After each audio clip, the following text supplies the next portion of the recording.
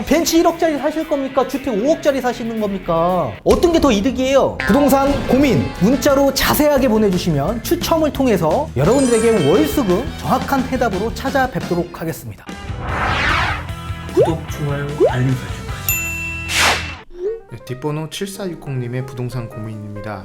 현재 60대이고 2주택자입니다. 전세 보증금 증액으로 약 7천만원 정도 발생되었는데 현금 들고 있긴 싫고 3주택자는 부담이 됩니다. 어떻게 하면 좋을까요? 도와주세요 대표님, 이렇게 보내주셨어요. 네.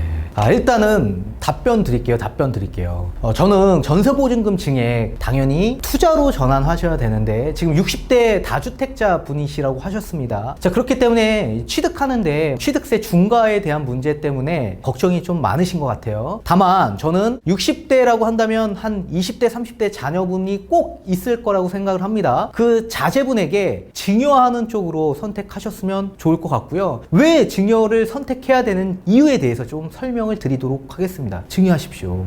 예를 들어 볼게요. 이 매매금에 5억짜리가 있대요. 그리고 여기에 전세가 한 4억 3천 정도 껴져 있다라고 가정하겠습니다. 그럼 투자 금액이 얼마 정도 되냐? 투자 금액이 약 7천 정도 되는 겁니다. 당연히 전세보증금 증액 현금 들고 있으면 바보짓 하는 겁니다. 그렇기 때문에 투자로 접근하셔야 되는데, 자, 매매금액 5억짜리 전세 4억 3천 투자금 7천 들어가는 거, 만약에 부모 입장에서 봤을 때 지금 현재 2주택자래요. 그러면 다주택자죠. 그럼 부모가 혹여나 다주택인 가운데 내가 이 7천만 원을 4명이로 취득할 경우에 취득자금이 얼마 필요하냐? 자, 7천만 원 이 투자금 플러스 다주택, 지금 2주택자인데 추가적으로 주택을 매수하면 취득세 중과가 12.4%가 됩니다. 그러면 취득세 얼마 냅니까? 6,200만 원 내셔야 돼. 6,200만 원.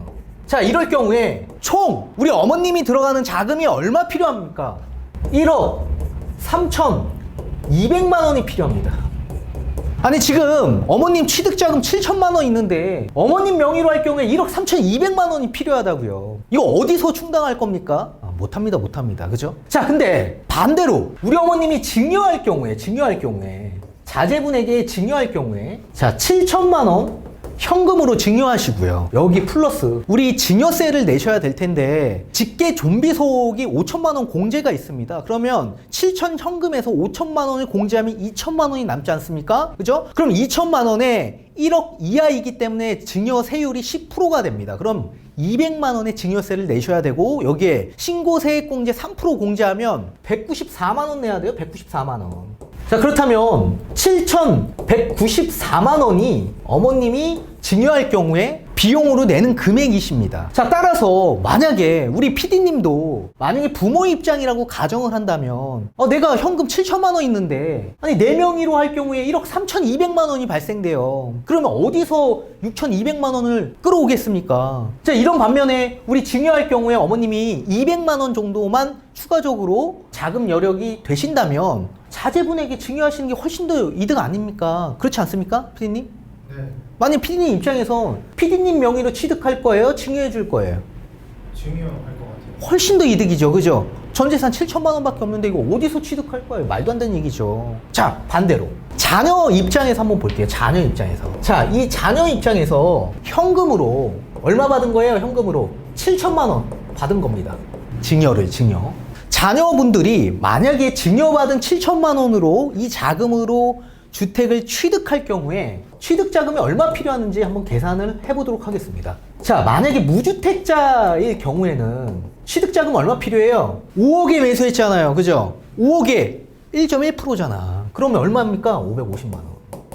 무주택자 자녀분들도 있겠지만 만약에 다주택자, 이 주택을 소유하고 있는 자제분이 만약에 7천만 원 이 현금 증여받고 이걸로 주택을 매수하면 취득세 중과 됩니까? 안 됩니까? 되죠? 자, 그럴 경우 우리가 2주택자 우리 최대로 맥시멈으로 생각하자고요. 그러면 2주택자가 주택을 하나 더 매수하면 아까 얼마 된다 그랬어요? 6,200만 원. 그죠? 취득세 12.4% 하면 이 다주택자 입장에선 취득세가 6,200만 원 나온다고. 6,200만 원.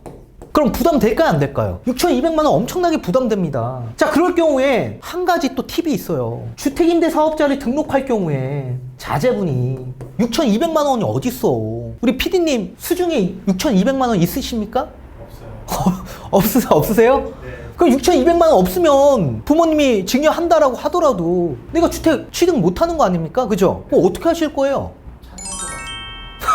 아이고 답답해. 아 그래요. 차 살 수도 있어요. 그럼 반대로 차를 사는 게 더 현명한 겁니까? 주택을 사는 게 현명한 겁니까? 주택을 사는 게 훨씬 더 재테크 면에서도 훨씬 더 이득이죠. 뭐 벤츠 이거 해봤자 1억 아닙니까? 아 벤츠 1억짜리 사실 겁니까? 주택 5억짜리 사시는 겁니까? 어떤 게 더 이득이에요? 주택 5억짜리 사는 게 나한테는 더 이득이죠. 근데 자제분이 6,200만 원 없대. 지금 PD님처럼. 이럴 경우에 주택임대사업자를 등록할 경우에 특히 신축으로 등록할 경우, 신축으로 분양받아서 주택임대사업자 등록할 경우에 취득세가 85% 감면이 되십니다. 그러면 이 6,200만 원이 얼마나 돼요? 6,200만 원. 취득세 중과가 된다라고 하더라도 12.4% 중과가 된다 하더라도 주택임대사업자 등록하면 85%가 감면된다고요. 그럼 거기에 15%만 내시면 되는 거 아닙니까? 그럼 얼마 나와요? 950만 원 나와. 950만 원. 950만 원 갖고 어떻게 살 수 있어요? 벤츠 살 수 있어요? 근데 950만 원만 있으면 5억짜리 주택 사는데 살 거야 안 살 거예요? 사야죠. 근데 무슨 차를 사? 말도 안 되는 얘기하고 있어. 지금 우리 PD님은. 당연히 950만 원으로 살 수 있는 상황을 만드시면 된다고. 뭘로? 주택임대사업자 등록으로. 이게 아직도 살아있다고요. 자 반대로 무주택자가 550만 원도 없어. 나 500만 원도 없어. 이런 사람들도 분명히 있지 않겠습니까? 그죠? 20대 뭐 초중반 돈이 어딨어 돈이. 이 500만 원 부담되면 주택임대사업자 등록하면 여기에 85%가 또 감면되는 거 아닙니까? 얼마네요? 83만 원 내. 83만 원 낸다고. 83만 원. 이렇게 100만 원도 수중에 없는 이렇게 나이 어린 자제분들도 분명히 있지 않겠습니까? 이런 분들 83만 원만 있어도 내 집 마련할 수 있다고요. 다만 여기서 취득할 때 반드시 뭐 해야 됩니까? 세대 분리 하셔야 됩니다. 세대 분리. 30세가 넘지 않다라고 하더라도요. 중위소득 40%만 넘어간다면 취득세 중과 없이 주택 매수할 수 있습니다. 중위소득이 거의 보통 한 175만 원 정도 나옵니다. 거기에 40%면 거의 한 70만 원 이상만 자제분이 돈을 벌고 있다면, 그리고 세대가 분리가 된다면 취득세 중과 없이 83만 원만 있으면 충분히 매수 가능하다고요. 따라서 부모님 입장에서 부모님 명의로 취득할 경우에 7천만 원 플러스 취득세 중과가 되기 때문에 1억 3천이 필요합니다. 그렇기 때문에 현금 7천만 원 자제분에게 증여해 주시고, 그러면 증여세 194만 원만 내시면 되는 거 아닙니까? 그리고 자제분은 지금 사실 2030 세대들 살아가기 굉장히 힘들지 않습니까? 이런 자제분들이 내 집 마련하는데 정말 한평생 살아도 하기 어려운 시기가 지금 이 시기입니다. 이런 분들에게 꿈과 희망을 얹어 주셔야죠. 그리고 부모님 입장에선 자제분들이 또 잘 나아갈 수 있는 발판을 또 만들어 줄 수 있는 계기를 삼으시고요. 이것만 있어도 충분히 내 집 마련할 수 있는 기회를 가져갈 수 있다고요. 반드시 실행하셔야 됩니다. 그렇게 말씀드릴게요. 우리 PD님, 차 사면 멍청한 짓 하는 겁니다. 내 집 마련하십시오.